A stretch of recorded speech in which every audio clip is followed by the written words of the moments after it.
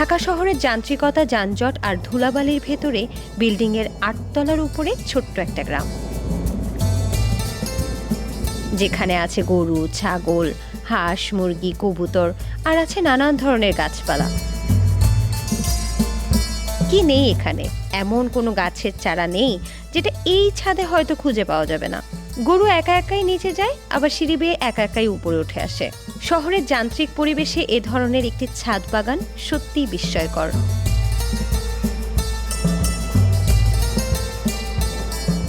আমি এই ঢাকারই সন্তান। আমি সহ আমার 14 পুরুষ আমরা এখানেই বসবাস করে আসছি। তো আমরা জানি যে ঢাকা শহরে এখন একেবারেই কোনো খোলা মাঠ বা ভূমি কোনো জায়গা নেই, যার জন্য আমি এই 8 তলার উপরে এই ছাদ বাগান নির্মিত করি আমার মায়ের হাত ধরে। ছাদের এই নির্মল গ্রামীণ পরিবেশ উপভোগের পাশাপাশি বিশ্রাম নেওয়ার জন্য এখানে আছে একটা সুবিশাল ঘর, যার চারপাশটা কাঁচ দিয়ে ঘেরা। বৃষ্টির সময় অথবা অন্য যে কোনো সময় ভেতর থেকে ছাদের গাছপালার ভিউটা দেখতে অসাধারণ লাগে। এই যে আমার মায়ের একটি স্মৃতি, মায়ের স্বপ্নের ছাদ বাগান। এই যে টবগুলো, এগুলো আমার মায়ের নির্দেশনায়, আমার মায়ের বুদ্ধিতেই তৈরি করা হয়েছে।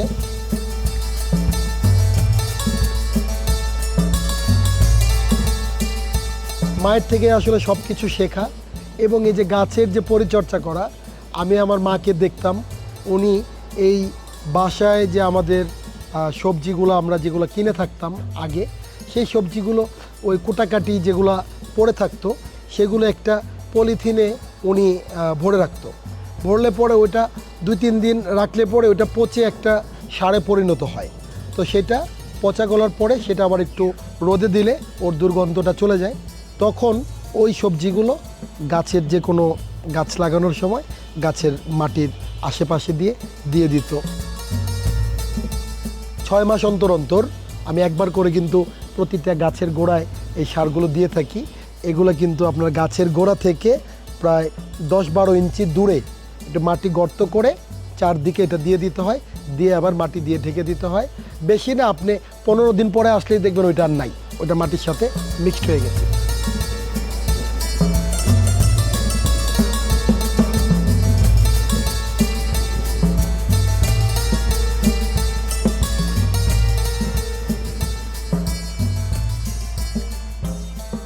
দর্শক, আজকে আপনাদেরকে একটা বিস্ময়কর ছাদ বাগান দেখাবো, যেই ছাদ বাগানে বিভিন্ন জাতের, এত প্রজাতির গাছ তো আছে, সেই সাথে সাথে দর্শক গরু আছে এখানে, অর্থাৎ গরুর খামার আছে, তারপর ছাগল আছে, হাঁস আছে, মুরগি আছে, ফেন্সি কবুতর আছে, কবুতর শুধুমাত্র দেশি কবুতরও আছে, এবং সেই সাথে সাথে ফেন্সি মুরগি আছে।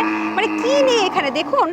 এখানে আমি শুনেছি নারকেল, খেজুর, তাল গাছ সব কিছু তো আছে, এবং সাথে গরু আছে। দর্শক, কখনো দেখেছেন ছাদের 8 তলার ছাদের উপরে, দর্শক 8 তলার ছাদের উপরে এই খামারটা, অর্থাৎ সমন্বিত খামার। পাশে শাকিল ভাই আছেন, শাকিল ভাইয়ের সাথে কথা বলবো। তবে দর্শক, সবাইকে স্বাগত জানাচ্ছি দীপ্ত কৃষি আজকের এই প্রতিবেদনে, powered by Kazi Farms. Shakil ভাই, আমি কখনো এরকম ছাদ দেখি নাই। 8 তলার উপরে আপনি গরু উঠাইছেন কিভাবে, সেটা আগে বলেন। আচ্ছা, 8 তলার উপরে আমি গরুটা প্রথম আমি একটি গাভী গরু নিয়ে আসছিলাম। এটা একটা বেবি ছিল, একটা ষাঁড় বাচ্চা সহকারে। তো ওটা নিয়ে আসার পরে আমরা বিভিন্ন পদ্ধতি গ্রহণ করেছিলাম যে সিঁড়ি দিয়ে কিভাবে উঠবে, যেহেতু টাইলস করা, তো আমরা কাঠ দিয়ে বিভিন্ন সিঁড়ি তৈরি করেছিলাম। তো হঠাৎ করে যেটা দেখা গেল, আমরা সেই কাঠগুলো দেওয়ার আগেই ওই গাভীটার যে বাচ্চাটা ছিল 12-14 দিনের, সেটা নিয়ে আমাদেরই এক ভাই ও কোলে নিয়ে আগে হাঁটতেছিল, আর বড় গাভীটা আমরা কাঠ দিয়ে উঠাবো। কিন্তু আশ্চর্যজনক দেখা গেল, ওই পুরো গরুটা ওর বাচ্চার মায়ার টানে ও এমনি সিঁড়ি দিয়ে 8 তলা পর্যন্ত উঠে গেছে। গরুটাকে দেখি, এটা কি আপনার ঘরের বাচ্চা? জি, এটা এখানকার বাচ্চা। একটু কাছে চলে যায়। এটা হচ্ছে শাকিল ভাইয়ের ছাদে, 8 তলার উপরে ছাদের ঘরের বাচ্চা। দেখুন কি সুন্দর হৃষ্টপুষ্ট হয়েছে। বয়স কত এটার? এটার বয়স হয়েছে 6 মাসের মতো, 5 থেকে 6 মাস। 5 থেকে 6 মাস। দর্শক দেখুন, মাশাআল্লাহ। এটা কোন জাতের? শাকিল ভাই সামনে আসেন, একটু দেখাই দর্শকদেরকে। এটা হলো ফ্রিজিয়ান। দর্শক দেখুন, তার চটপটে মনে হয় যে একদম গ্রামে দৌড়ে দৌড়ে যে গরুগুলো আসলে বড় হয় না, সেই রকম। এটা বকনা। বকনা, তাহলে তো আপনার খামারের সম্পদ। জি জি জি।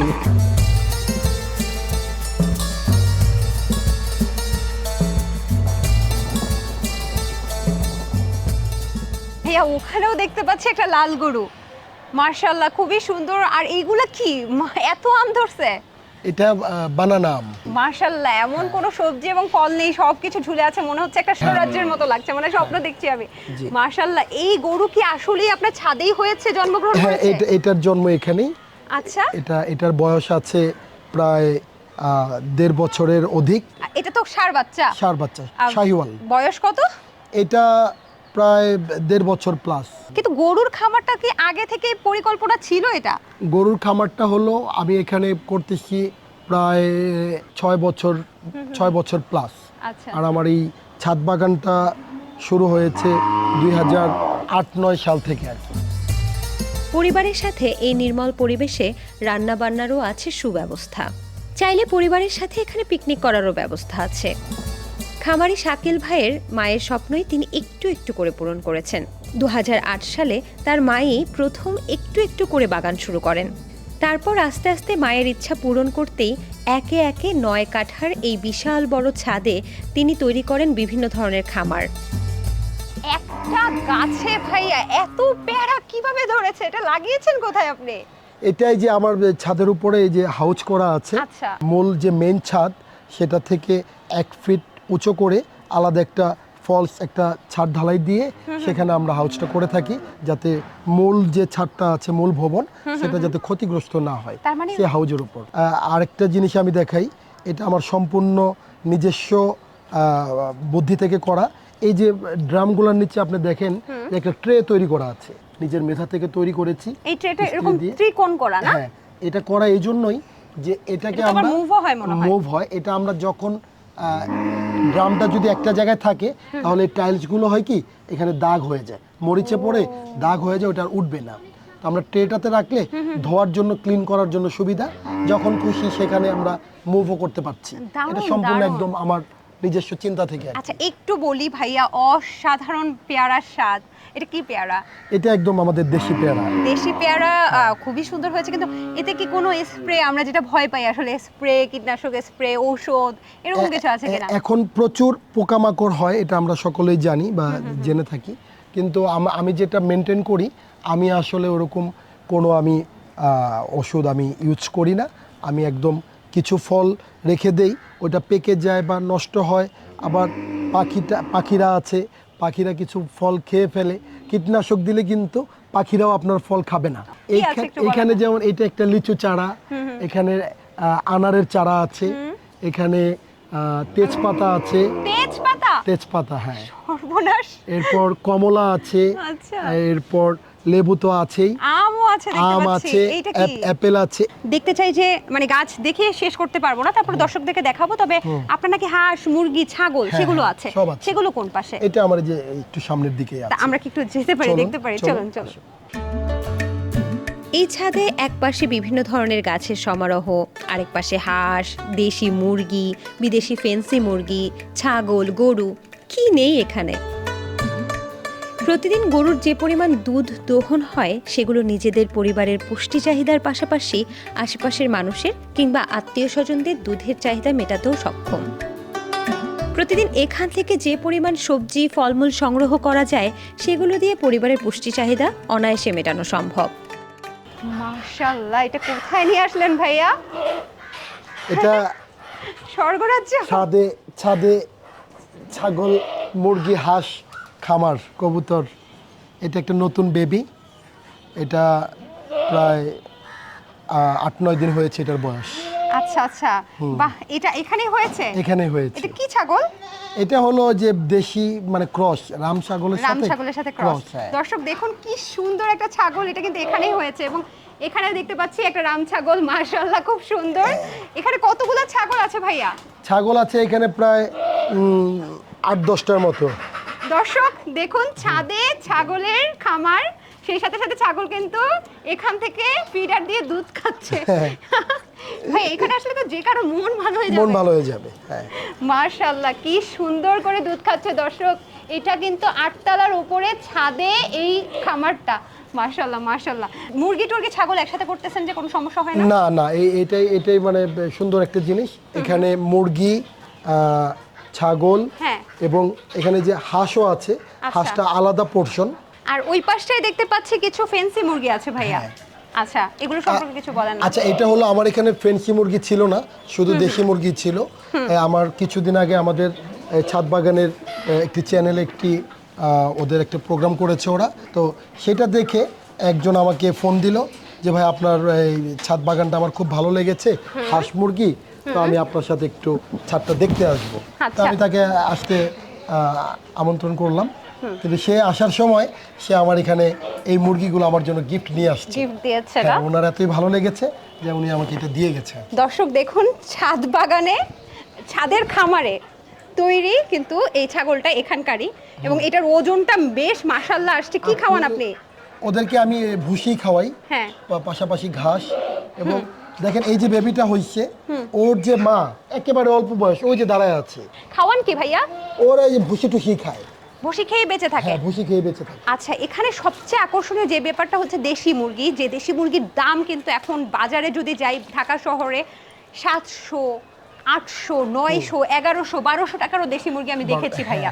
তো এই যে দেশি মুরগি, এটা আপনি এখানে পালন করতেছেন, কতগুলো মুরগি আছে এখন? 150-র মতো। আচ্ছা, এবং এখানে আমি কিন্তু একটা জিনিস মিস করে গেছি, উপর দিয়ে কবুতর উড়াউড়ি করছে, এগুলো কি আপনার নাকি? হ্যাঁ, কবুতরও আছে আমার। কবুতর আমি ছোট থেকে এটা পছন্দ করি, একেবারে আচ্ছা। ছোটবেলা থেকেই। তো তার একটি নমুনা বা নিশানা আমি রেখে দিই, আমি কখন কবুতরটা বন্ধ করি না। কি দারুণ উপলব্ধি। আমি জানি এই পুরো ছাদটা যদি আমরা ঘুরতে থাকি কথা বলে শেষ হবে না ভাইয়া, তাই এখানে একটু কথা থামিয়ে আমি ওই পাশটায় যেতে চাই। ওই পাশে দেখতে পাচ্ছি ফুল, ফল, আরো নানান কিছু সামগ্রী। চলুন ওই চলুন পাশটায়। চলুন। এটা মানতেই হবে, এই শহুরের ছাদে গ্রামীণ পরিবেশ সৃষ্টি করে খামারি শাকিল ভাই একটি বিস্ময়কর কাজ করে দেখিয়েছেন।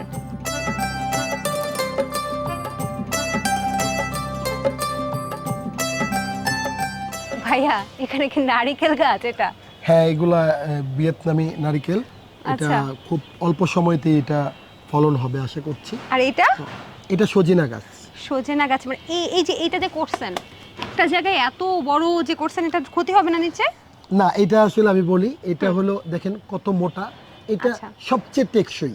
এটা সবচেয়ে টেকসই। এটা হ্যাঁ। আমাদের যে পানির ট্যাঙ্ক ছিল, যেটা নষ্ট হয়ে গেছিল, সেটা আমি ফেলিনি, সেটাকে আমি মাঝ বরাবর কেটে দুইটাকে দুই ভাগ করে দুইটা নারিকেল গাছ আমি এখানে রোপণ করে দিয়েছি। নারিকেল হয়েছিল না, কখনো? নারিকেল এখনো হয় না, হবে খুব দ্রুত হবে। বাবা।